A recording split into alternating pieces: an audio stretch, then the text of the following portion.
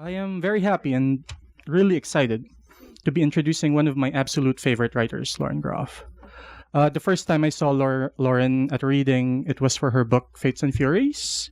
At the time, I haven't read any of her work, nor did I know what the book was about. I went to the event because I was new to this country, and I was keeping myself busy by visiting bookstores and going to author talks because if you've been in love with literature for your whole life, that's just what you do. And I'm glad that I went because that day I discovered a writer and a book that would both become my favorites in my life. Lauren is just one of those rare writers that would grab your attention through her magical writing and would be a constant reminder why you fell in love with literature in the first place. With her new collection of short stories, Florida, the magic is still there. In the 11 stories that comprise it, you get a palpable sense of the potency and power of her writing, which has reminded me again, for the nth time, why I am in the business of literature in the first place. Kirkus Reviews, in their review of the collection, calls it a literary tour de force of precariousness set in a blistering place, a state shaped like a gun. And the Washington Post says that with this collection, she stakes her claim to being Florida's unofficial poet laureate, as Joan Didion is for California. Ladies and gentlemen, Lauren Groff.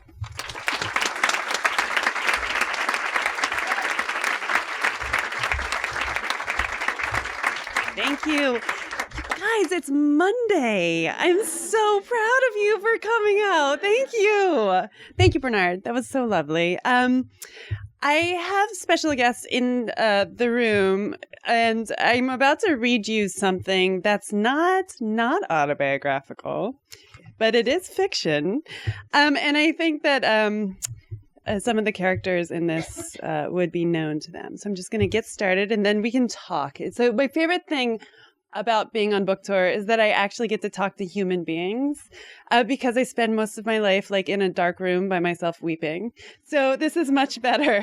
So I'm just going to read a few pages here of this story called Ypres.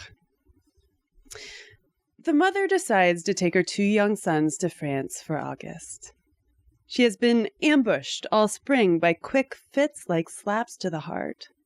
Where they come from, she doesn't know, but she is tired of keeling over in the soap aisle or on the elliptical or in the unlit streets where she walks her dread for hours at night.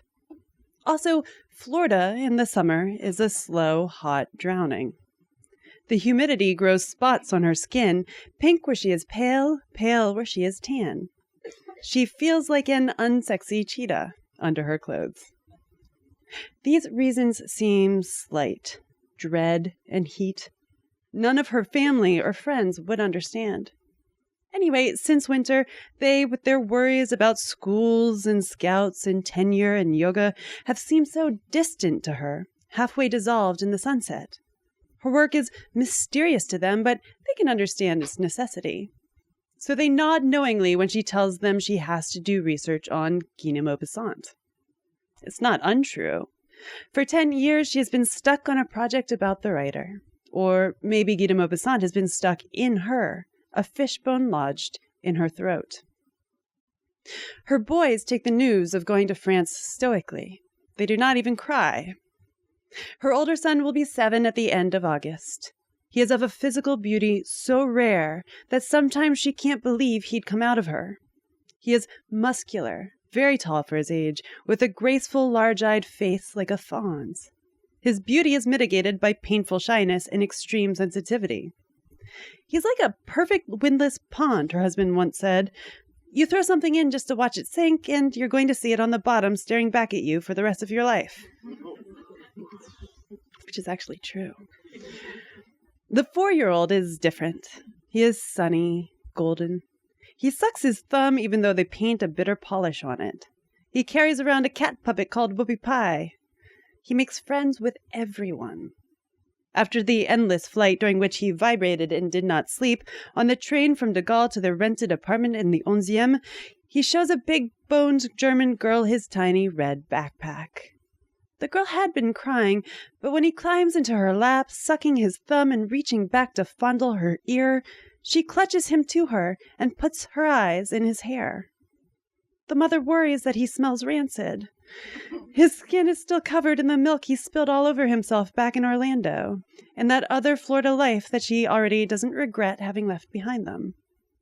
But the German girl doesn't seem to mind. The mother and her sons get off the train, the older boy holding the little one's hand tightly and the mother carrying all their bags in her 2 strong arms. The mother looks back and sees that the solace was temporary, that the German girl has started weeping all over again. They spend the first week in Paris because the mother is hoping the boys will pick up French the way they pick up dirt. She takes them every morning to the Poussin Vert playground in the Jardin de Luxembourg to play with French children and learn French by osmosis. But her sons keep to themselves, ziplining over and over again, the little one trying to hold his brother's hand, his brother too sweaty and focused to allow him. They eat lunch, a decent prix fixe vegetarian at Le Restaurant Foyot, and though it's only 1 o'clock, she gets buzzed on a half carafe of cold white wine and laughs too hard when she shows her boys how to eat creme brulee. It disconcerts her to find that Paris has become somehow Floridian, all humidity and pink stucco and cellulite rippling under the hems of shorts. It is 10 degrees warmer than it should be, much brighter and louder than the Paris that lives in her memory. She had always thought this would be the place to be during the climate wars that she sees looming in the future. A city of water, surrounded by fields temperate and contained. But maybe there is no place to be. Maybe all places on a hotter planet will be equally bad. Desert and hunger everywhere, even here. The mother takes her boys to do touristy things in the searing afternoons, puppet shows and Eiffel Towers and museums and picturesque early dinners on the Seine. They speak for 5 minutes a day with her husband over Skype, but he doesn't really have time. August is when he works 18 hours a day, and the boys sense his impatience and become resentful and less willing to come to the computer to chat. When she speaks to adults, it's only to order things, her French going gluey in her head. At night, the boys sleep 10 hours in the same cramped room with her. The mother, in order to have some time alone, drinks wine and watches French sitcoms on her computer with earphones. She really should be rereading Guy or taking his biographers into the bathtub, elegant Francis Stiegmuller, lascivious Henri Toya, but she's too tired. She'll get started tomorrow. Every evening, she tells herself that the next day they will go to visit Dr. Esprit Blanche's asylum where Guy died at 42 years old of tertiary syphilis. A century before, it was a madhouse. It had been the Palais de Lamballe. The Princess de Lamballe was Marie Antoinette's dearest friend. And when the revolutionaries came for the princess, they raped her, lopped off her head, and paraded it on a spike before the queen's window. When Guy was in his final throes of insanity, believing that there were precious jewels in his urine and that he was the son of God, the headless princess came through the walls to visit him. Yet, day after day, the mother doesn't go to Guy's last home. There would have been so much to explain to her children. What syphilis is, what insanity is, what revolutions are. Instead, every day she wakes foggily with the boys at dawn, starving for pain au chocolat and coffee and fruit, and gets sucked into their life of playgrounds and joy. At last, before she can see where Guy ended his days, she runs out of time. On the 7th day, they get up very early and take a train to Rouen, where at the station they rent a Mercedes for the drive west to the Alabaster Coast in Normandy, where Maupassant was born and where he returned again and again. His mother, Laure, was from the area, a woman who gave her 2 sons their love of books, who went on walking tours in Europe alone as a younger woman, who dared to divorce back when divorce was not done, but who ended up a neurasthenic, sad and alone, both sons dead of syphilis, trying to strangle herself with her own long hair. The trip should take an hour, but they get lost in the twisty, tiny villages, and the 4-year-old pukes on whoopie pie, then falls asleep, and the 6-year-old cries quietly to himself when she yells at him to stop whining about the smell, and she has to crack the window to settle her own stomach, and then drizzle whips incessantly into her eyes, and she pauses in fecant to ask directions of a man who pretends not to understand her French, when she knows irritatedly that her French is in fact quite good. She is shaking when at last they swing down a steep hillside into Ypres. It is a fishing village, all silex and brick and stone streets and hills. There's a small curve of beach covered in fist-sized stones, bracketed by extreme cliffs that are disappointingly not white, but creamy beige limestone with horizontal veins of gray flint. The air here, she thinks, has some kind of fizz to it. Something thrilling, which makes you feel drunk. Makes you want to dance and do wild things as soon as you arrive, as though she'd just drunk a bottle of champagne. She's pleased with herself until she recognizes her thought as a paraphrase from Guy's best story, Boule de Suif. She parks in the lot at the casino to wait a man named Jean-Paul, who is supposed to show them to the house at 3. She feels heavy when she sees on the clock that it is only 11. "We're here," she says. "We're where?" the older boy says. They look together through the windshield at the empty gray beach, the gray ocean, the gray sky overhead. "Nowhere," he says darkly. Okay, done with that. Thank you.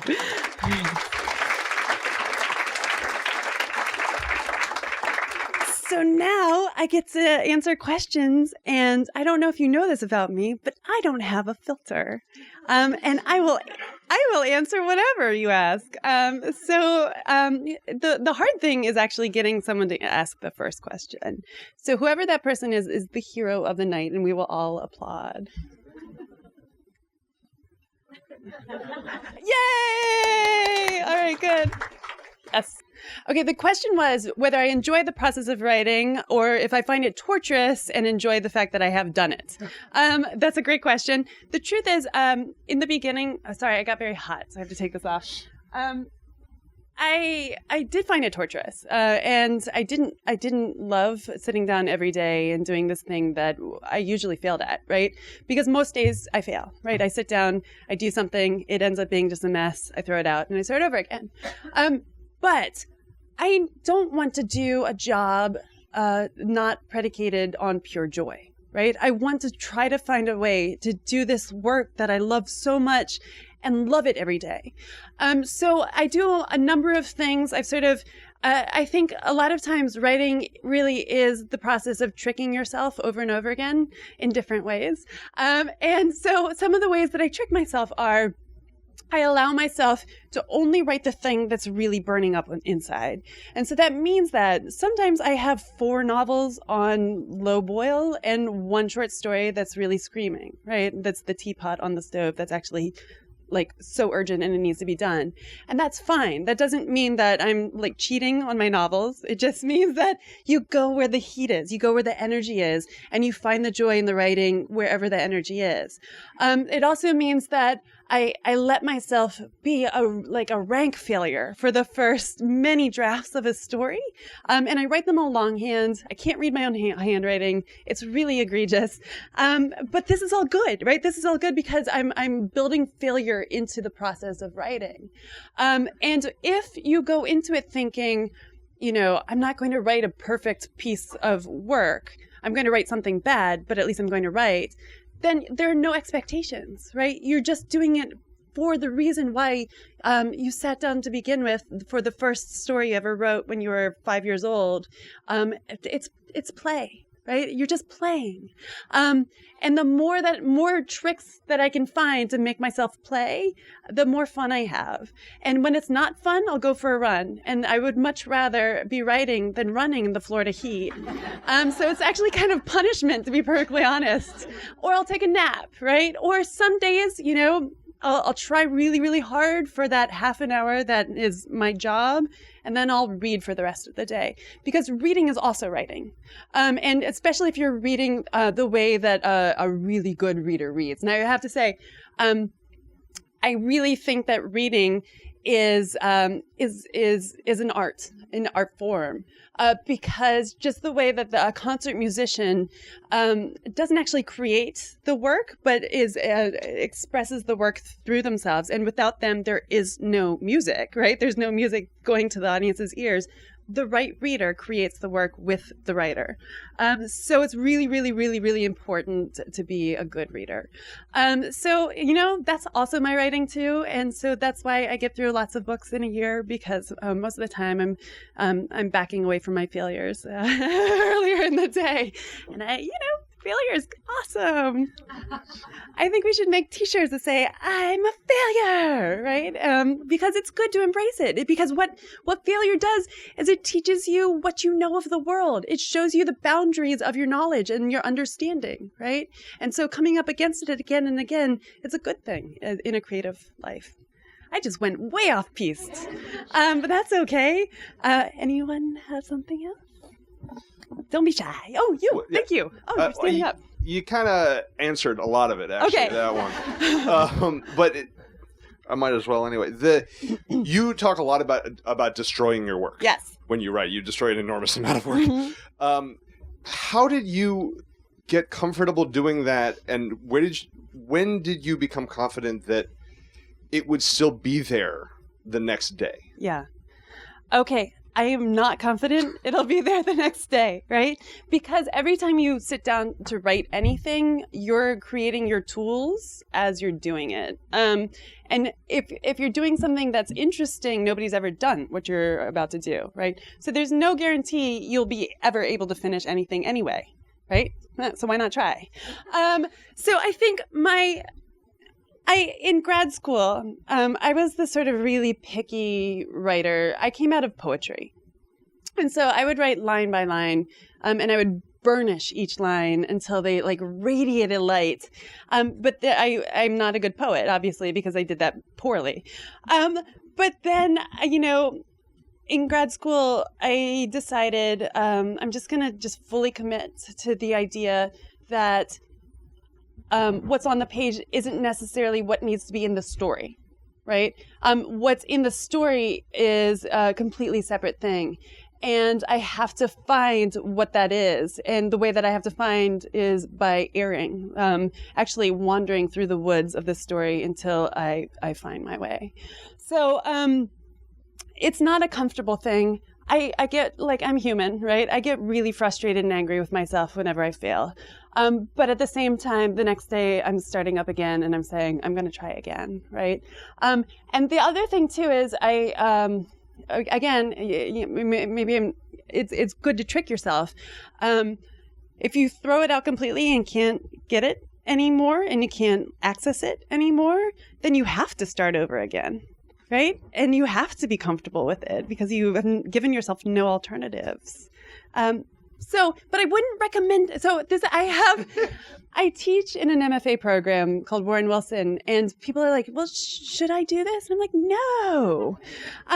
But you need to find your way, right? And whatever way sort of dovetails with who you are as a human being and with your flaws as a human being.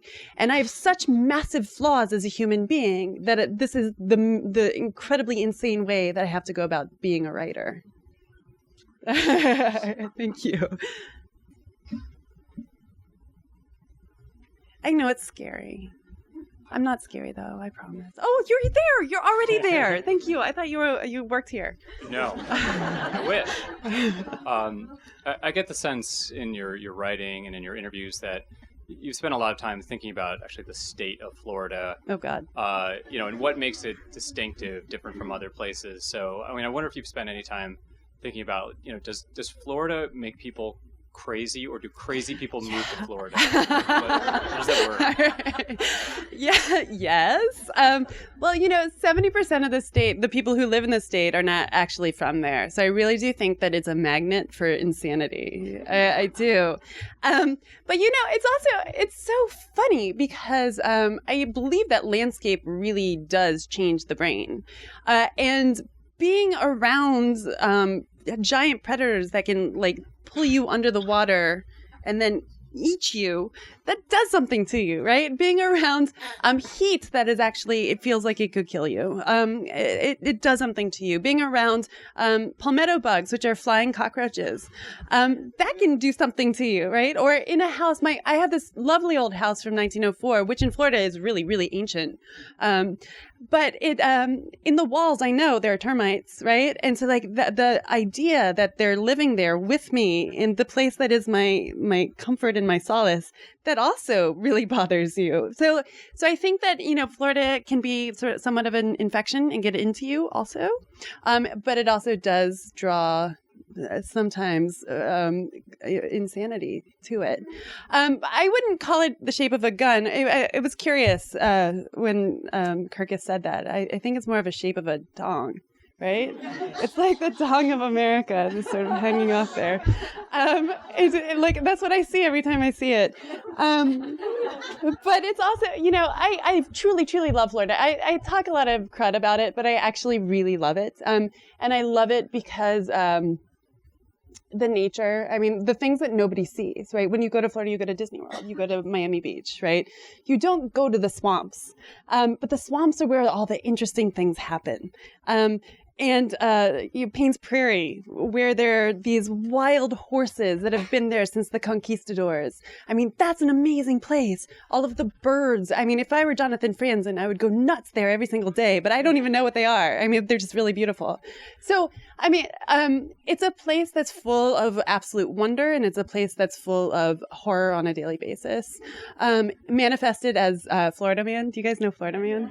Yeah. So those of you who don't, on Twitter, there's this amazing account called Florida Man, and he's like the worst superhero ever, because what they do is it's basically an accumulation of all the headlines that say like Florida Man tried to stick up a grocery store with a peacock, right? It's like all the weird things that happen. And so he becomes this character of absolute strangeness, Florida Man. That's a good question. My answer is I have no idea. Yeah, what's your question? Hi. I really appreciate your remark about building failure into the process of writing. I've tried really hard to endeavor to bring writing into the process of failure. So good. Thank you for that. I wanted to ask you about kind of honesty in fiction. Yeah. And I was rereading some of your short stories in Delicate Edible Birds, and I really love the title story. And the first time I read it, I was thinking, this is such a horrifying experience of experiencing these men lose themselves. And then the second time I read it, I started feeling like it's almost like they are finding themselves in a way that's kind of disturbing and scary. Mm-hmm. So I guess, how do you be that honest, and how do you, what's the process of asking your readers to say you're going to accept this level of honesty? Ooh, that's a really difficult I'm testing question. your, Yeah. I have no filter, so Oh, good. I'm just, going to send you. So I have to answer this question by sort of nodding at what inspired that story. So it's a story called Delicate Edible Birds. It's in my first collection of stories. And it's based on a Guy de Maupassant story, weirdly enough, called Boule de Suif, which is, I have to sort of explain what Boule de Suif is. It's this beautiful novella, really satirical and really, really funny about when the Hessians invaded France. I think it was 1870, somewhere around there. These people were fleeing from Rouen. And they all got into a carriage together, and there were like nuns and business people and a prostitute named Boule de Suif. And they all treated her terribly at first, even though she offered them her food from a basket. And then eventually they sort of got won over by her. And then they were stopped by the bad people, right? Like the soldiers. And they said that if Boule de Suif came into the inn and serviced the men, that they could go on. And suddenly all these religious people, these people who looked down at Boule de Suif because she was a prostitute, were like, just do it, right? Like, get us out of this scenario. And it became this, it's a story about hypocrisy. And it's a story about, if you scratch even the surface of most people, you're going to get to what they really think and what they really believe, right? So that wasn't the first manifestation of the story that I had tried to write in the past. And I tried to find different forms for sort of an homage story based on Boule de Suif. It wasn't until I had read a Martha Gellhorn autobiography. She's this incredible war reporter from World War II. She's a genius. She also happened to be married to Ernest Hemingway, but that's not important. So those things together created this one story that sort of bloomed and became a story. So the thing is, in the first manifestations of that story, I wasn't being honest, and I wasn't trying to require honesty from my reader, and I wasn't getting deep down into what the story was truly about. And it just took a lot of trying, and then finally finding the story that I think that ended up being the story in the book. So it's really about listening to what the story is telling you, and it's about listening to what the characters need, I think, in a lot of ways, and trying to find that manifestation in each sentence of the story too. So it's I don't know. Yeah, I think it's a hard process, and it's from afar it feels more like alchemy than anything else in a lot of ways. Yeah, thank you for the question. Yeah. Hi. During your story, I thought I heard an echo of a Robert Lowell line, fishbone caught in your throat. And I was curious, and you also said you studied poetry. Mm-hmm. I was wondering if you ever used poetry to inspire your fiction, maybe as a jumping off point, take a line here or there. Yeah, absolutely. I do all the time. So every morning, many writers have different ways of going about like starting the practice of writing. Some people meditate. I'm too anxious to meditate. Some people, like light a candle. I read a poem, and usually it's Emily Dickinson, just because I find her so bizarre and wonderful. And like you can read the same 4-line poem basically every day for a year and not quite get every aspect of what she's saying. And I love that feeling of sort of being on the edge. But in this book, there's even a story that sort of refers to and plays around with some ideas in the John Donne poem, At the Round Earth's Imagined Corners. And that's the title of the poem. So I get so much joy and beauty, and I steal so much from poets because poets understand structure in a way that fiction writers often don't. So if there are writers in the room, steal structures from poets. It's really important. Yeah, thank you. Hi. Hi, how are you? Great. How are you? Good. Good. Just have a couple questions. I'm wondering if you wrote stories as a child. And wondering writers that have influenced you the most, and then books that you've read multiple times. Okay. So I did write short stories as a child, but I mostly wrote poetry because, again, I thought I was a poet. Things that I've read over and over and over again are George Eliot's Middlemarch. I read it once a year. I just love that book so much. I try to reread The Inferno a lot for a lot of reasons. I think it's funnier than people say it is. It's right. It is a colossal diss track. Not even kidding. He sticks every one of his enemies into hell. Into like a really, really grotesque version of hell. It's awesome. And like, if you think that writers write out of purity, no, we write out of vengeance mostly.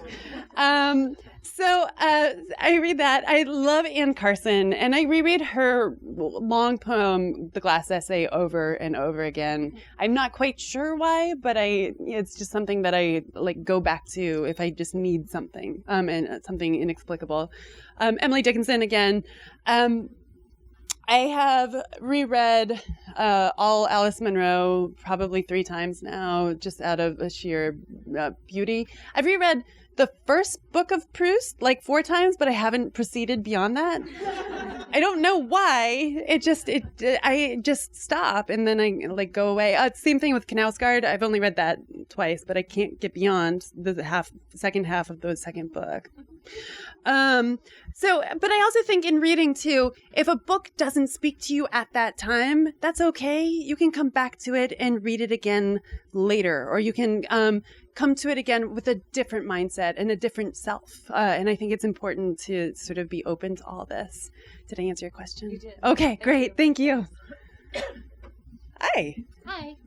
So you've probably been asked this a million times, but Sure.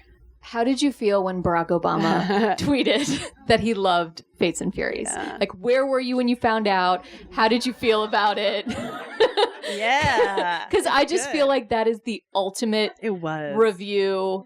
Forget Kirkus. Forget the New York Times. You don't need anything else. No, I pretty much died. Okay, cool. So I was on Twitter, which I shouldn't be, in the middle of the day, and someone tweeted it at me. It was like, "Look at that! This is amazing!" And I was like, "Right."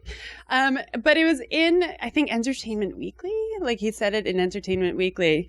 And so, like, I actually threw the phone because I couldn't believe it. And then I, like, shivered, and then picked it up and called my husband and made him come home, because like, he really is my filter. He filters everything for me, and I couldn't process. But I also made him stop for a bottle of champagne on the way. And we drank the champagne, and he's like, "Well, I guess I'm going back to work." And I said, "Okay." And then, I mean, it was a great day, right? And there's definitely a Barack bump, which is amazing, right? And it's also meant that my relatives who've been like, "She's a novelist," actually were like, "She's a novelist," right? Like, we like her now, which is great. I'm assuming they don't live in Florida. No, some of them do. Oh. Actually, my racist uncle definitely has not talked to me since then. Okay, so here's the best part of this. And this is the part that makes me love this man forever. Forever. About 2 weeks later, I get this huge envelope in the mail. And the return address is just the White House, right? Like, it's like amazing. And I open it up, and there's a handwritten note by Barack Obama, which, like, who has that graciousness to actually write and tell me why he loved my book, right? I mean, oh my gosh, I'm getting emotional. And I didn't let anyone touch it but me, and I got it framed. And honestly, if there were a fire in my house, I definitely would save my children first. The husband can save himself. The dog is done, but I'm saving the letter on my wall. I mean, it is the thing that I love. So it was good. I did. I got quoted about a week ago. I never speak to British journalists ever, because I was saying, I loved it. It was wonderful. But then I was like, but I knew I was a good writer before Barack Obama told me this. Right? Like, I didn't need him to tell me this. And they took off with it. And they're like, Lauren thinks she's better than, right? Like, so I just want to say I'm very grateful. Yeah. And it was the best thing that's happened so far. And I feel like it's all downhill from there. It's okay. All right. Thank you. Oh, thank you. Wondering how you establish relationships with your characters and if they visit you during the day at awkward moments. Yeah. And what you do about that. So I'm not like Hilary Mantel, who I think is like an insane genius, right? And so what she does, she actually puts a chair in front of her in the room, opens the door, and invites her characters in to come sit in the chair. And then they have this long conversation, which, if you can imagine doing that with the glowering face of Cromwell sort of looking at you, you're amazing and you deserve everything. Also, Charles Dickens used to put on hats and make faces and, do this until he got his characters and started speaking in the voices of his characters. I don't do that either. I believe in the subconscious, in developing characters. So I will pull them out. I will embroider life. I will put them into situations that are a little bit tricky. I will maybe write a few things in these situations that have nothing to do with the story or the novel at the time, and then I'll throw them back in. And I do believe in this. I believe that behind me, there's like a giant halo of bad ideas sort of spinning. And eventually some of them become good ideas and they come down and I'm able to express them. There's this incredible poet, and now I'm blanking on her name, of course. But she calls this process, like she's weeding in the garden and suddenly she sees a tiger streaking by. And if only she can reach out and grab the tiger's tail, she can pull the poem into her. And I love that idea, right? Like that there are these incredible moments passing by us all by on a daily basis. Right. And all we need to do is sort of reach out and grab and maybe stick them into the spinning halo or like express them. Yeah. So I do a lot of character work, like method work, but I also believe in time. And time really does create deeper characters, and failure creates deeper characters. Thank you for the question. Yeah. Hello. Hi, how are you? You've noted that Florida's a lot of transplants. But how about the others, the Florida crackers up near where you are? How have you learned about and dealt with them, and how has that perhaps influenced your writing? Yeah, so you did use the word Florida crackers, and I just want to say that that's actually not a bad word. It's actually from his history, because people say this and everyone goes like this because it seems like it's a slur. So it comes from the original settlers of Florida who had cracked their whips because they were the first cowboys. So they were called the Florida crackers, just so you know. But now it's used as derogatory. So yeah. But anyway, so I live in Gainesville, right? It's a university town. It's full of incredibly overeducated people. I think that my pizza man has a PhD. This happens a lot there. I mean, it's really hard to get a really great job there unless you make it yourself. But that's the bubble. That's a really super progressive deep blue bubble. Barely outside of town, you enter the opposite Florida, right?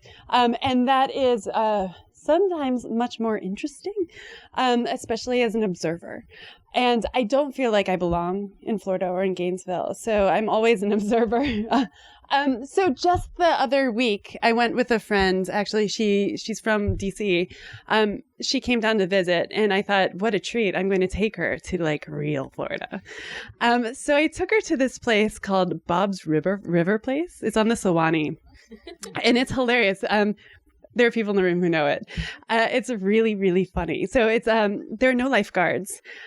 They're basically just like 40-foot cliffs from which people have rope swings out into the Sewanee, which is not devoid of alligators and snakes, by the way. And so you get a bunch of really young men who just want to like do flips and break their necks all the time. And women who like wander around with I loved it. There was no bodily shaming whatsoever there. It was just this beautiful place where the youth of Florida came together to really loud country music and showed off and did flips and broke their necks. And it was like extraordinary. And we came away from it with my very sophisticated friend saying, I don't know if I ever want to go there again, but it was really amazing. So like the rest of the country, there are pockets of politically minded people who only hear what their friends say, right? And what their friends say is increasingly in sort of a bubble, right? And I think it's contingent upon us, all of us, to break those bubbles as much as we possibly can and to try to go into the places where people don't want to listen to you and be charming and make them listen to you. So we're doing our best. We'll see how it goes. We need to turn Florida away from the red and into the blue. But we're going to do it. We're going to do it. It's going to happen. We're going to tempt more people down to the blue. Ha ha ha. Hello. Hi. Thank you. Over here. Other sorry. mic. Other It's side. okay. Yes. Hi. Hi. Loved your writing ever since I read Fates and Furies last year. Disclosure, I am from Florida. Yes. But I was actually born here, but lived there for 17 years Awesome. and am now back. So I empathize a lot with what you're saying about not feeling like you belong. But also the kind of liberal bubbles. And I had a question about some of your prose and how it relates to different themes that I find really compelling, and have noticed throughout your other works. And if this is too detailed or I love it. boring, whatever, feel free to skip to the interesting part or what you find compelling. So I really like how you write women in relation to nature. And my favorite stories out of the collection were Eye Wall Above and Below and The Midnight Zone. And I read all of these while camping, by the way, so all of these kind of like had like a really nice resonance. And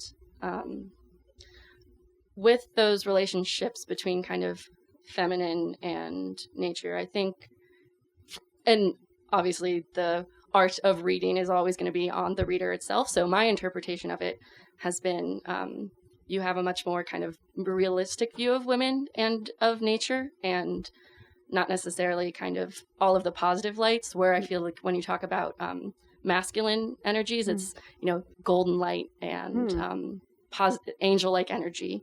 Interesting. Okay. So, and not necessarily that's all of the men, but the men you seem to like in your writing, like your sons or the husband-like figure, the main character in Arcadia, which I'm forgetting the name of right now. Bits. Yeah. And also Fates and Furies. And but these women in the stories that I mentioned, it feels like, to me, they're dealing with a lot more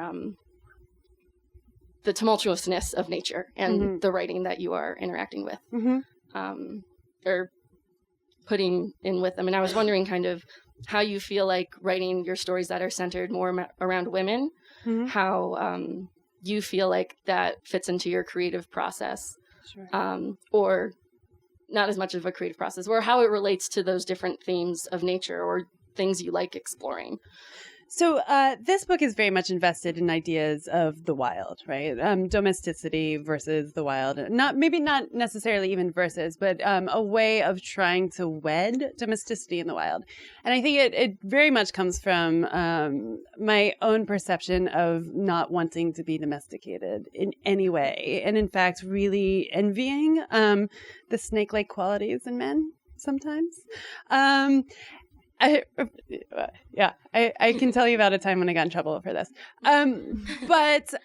So, if you look at my work as a whole, men are not always in golden light. I swear to God. Yeah. Yeah. Yes, Okay. I agree. But women in this book in particular are very ambivalent. But I think that ambivalence is not the way that we think of it in America. In America, we think of ambivalence as being sort of like feeling wishy-washy, kind of meh about the world. Ambivalence is actually incredibly powerful, and it's being suspended between very powerful emotions. And they are suspended between absolute love, right, of their domesticity in some ways and absolute hatred of what that means in the larger world. And so I think that this book is trying to explore those themes through nature because it's so prevalent and it's so obvious, and it comes inside your domestic space in Florida in ways that I think it probably doesn't in DC. There's like this weird little story, but I'm frequently unable to sleep at night. And so I stay up some nights until I call him the Oracle, but there's this little lizard that lives in a grate in my house, and he's about this big, and he's white because I don't think he has to go outside to find food, which freaks me out. But I sometimes sit there and just wait in silence for the Oracle to kind of slowly come out. And it's a reminder that, we live in Florida in these air-conditioned houses, but we're really not. The barrier is not impermeable. It's actually deeply permeable, and things go in and out all the time. So yeah, thank you. I don't know if I answered your question. I hope I did. No, you did. It wasn't really a question. I just wanted to ask. All right, thank you. Appreciate it. Hi. Hi. I am Italian. I am a writer too. I live here, and I want to ask you something about the translations. Yes. And how do you feel about translation? I am a very close friend of the translator who translated you into Italian. Chiara. Yes. Si. And so I know you are in very good hands. But personally speaking, I had my novel translated into German, and I couldn't read a line, and I completely lost the control of my book, and that scared me. And I wanted to ask you how do you feel about your books translated in languages you don't know? So here's the thing about my books, and I'm about to say something probably I shouldn't, but as soon as they're published in any language, they're not mine anymore, right? They're the readers, and that means that they're the readers to control and the readers to respond to, or the readers to hurl across the room, and I can't do anything about it, right? So I have had books translated. Fates and Furies is translated into 30 languages, right? And of those languages, I can maybe read 2, and can only speak one other, right? So I can't be concerned about it. You just have to have faith, and you have to have faith in the reader in English, in the reader in Italian, and the reader in the translator. And good both. translators, yes. Yeah, because translation it's an art form, right? I mean, a good translator can actually transform a book. They're literally translate is to carry across. They're carrying the reader across the river from one bank to the other. And I think it's beautiful to just relinquish control and say, okay, if you do a bad job, that's okay, right? I will never know. Thank you. You'll be fine. It'll be good. Oh, hi. Sorry. Hi. Yes. You teach in an MFA program. Mm-hmm. To what extent do you think you can teach graduate students to become decent writers? Mm-hmm. Ooh, this is always the perennial question, right? Okay, so you can't. But you can shorten the amount of time that it takes for them to teach themselves. And you can do this by showing them the language of criticism and showing them the books they need to be reading, and demonstrating passion and supporting them. I mean, I think that the job of any teacher is just to be full on enthusiastic and try to find the thing that the person needs the most and guide them there, right? So you can't teach someone talent, but I also don't believe necessarily in talent. I do think, so Flaubert said talent is a long patience. And in some ways, that's kind of true, right? So if you're just patient enough with yourself, if you're exacting enough with yourself, someday you're going to get there. And I believe this is absolutely the case. So yeah, I teach in a low residency MFA program, which does not mean that I'm in academia at all. It just means that once in a while I spend 10 days on a campus in Asheville and slowly go crazy. But it's a lot of fun. Thank you. Hi, I know you. You know me, I do. Lady. Hi. It's really interesting at the Iceland Writers Retreat. In our workshop, Erica loves that. In our workshop on, we talked about evil. Yes. And I was wondering if you're exploring that for a project that you might work on. Because I read Independent People after I was there. I should have read it before I was there. But I read it afterwards. And then I'm like going, well, this integration of the folklore into their culture and how it's a very unique place because it has all these contradictions geographically. Yeah. Which you have also in Florida. Yeah. So Iceland is amazing. The Icelandic Writers Retreat is unbelievable. Talk to Erica if you want to hear anything about it. It's great. I'm not doing anything in particular on evil, but it's always on my mind. And I think it's probably because I was raised as a really strict Calvinist Protestant, where, right, evil is apparent everywhere, and you being born with a vagina, you're born into evil, basically. Right? Absolutely. Yeah, absolutely. So it's my early training in the Bible and in feeling sinful has really affected me forever. But yeah. I mean, it was really interesting, the discussion we had there, so I was just curious if that was something you were exploring. No. Okay. But I do like evil people. So well, it's in everything. There wouldn't be any passion without something. Exactly, evil, right?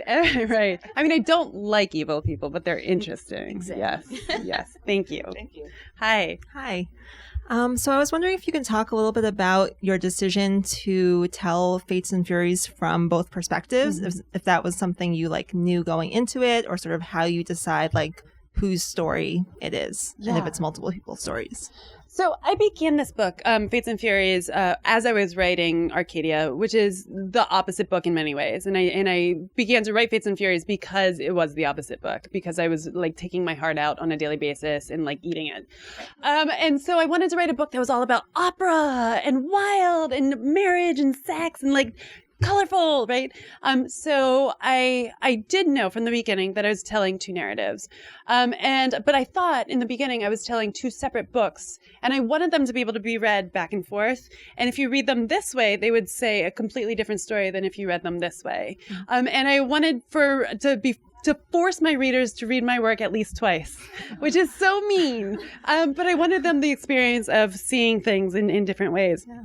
Anyway, so like years later, I finished the books, and I have this whole vision, and like even the covers that is going to come out in a box, right? And you pick them out like that. So I had this vision. I give it to my agent. He makes me fly up to New York City, which I hate doing. And he sits me down and he's like, you know what? And he pushes the books together and he's like, it's like a marriage. It's not two books, but two individuals in one larger whole. And he made me rewrite it, basically. It was like the most beautiful way of telling me that I had failed. And so I cried and I did it. So from the beginning, I knew that I was telling different stories from different perspectives. And it was actually the reason why I wanted to do this. And then like 3 years into writing it, The Affair came out and I got really angry because they stole my idea. And yeah, anyway, thank you for your question. Yeah. We have time for this one last question. Okay, excellent. Here. Hi. Oh, this is kind of dark then. Yes. So throughout this book and like a lot of the stories, climate change sort of looms in the background, like both physically and then in like the minds and fears of the characters. And so I'm wondering, like, as someone who I'm sure obviously thinks about this a lot and who has children and sort of thinks about the future, like, what are your thoughts about the future? Are you hopeful or not? Or oh my God. Well, what I do want to say is we got to get these people out of office because we need to address climate change immediately, like yesterday. And in Iceland, there's this incredible Icelandic writer who was talking about it. And he said this one beautiful thing that I'm never going to be able to shake again. But he said that he's watching the glaciers melt. And they're melting so rapidly and they're going to be gone soon. And he said, you know, humans have changed geologic time. And we forced geologic time to become human time. But we're responding to it geologically, like in geological slowness, right? We can't take 4 years to come to a summit and talk about what's happening. Like we can't. We have to be urgent about it. So the fact that I have children makes me painfully, almost vulnerably aware of it on a daily basis. And it fills me with like incandescent rage, to be honest. And so we are all in this room complicit, and we're all in this room responsible for changing things. And if we don't, you know, my kids are going to suffer, and I don't want that to happen. So yeah, sorry guys. But there is hope, right? Nature wants to live, right? My beautiful friend, she wrote H's for Hawk, Helen, what's her last name? Yes, McDonald. Oh my God, she is my friend, I promise. But she said the narrative that nature's just slowly dying is the wrong narrative. We need to spread the narrative that nature, if we just give it a little hand, will come back on force because it wants to. Life wants to live. So I think that this is absolutely the case. And if we have any hope, the hope is that all we have to do is just push as hard as we can and nature will come back, right? Okay. Love you guys.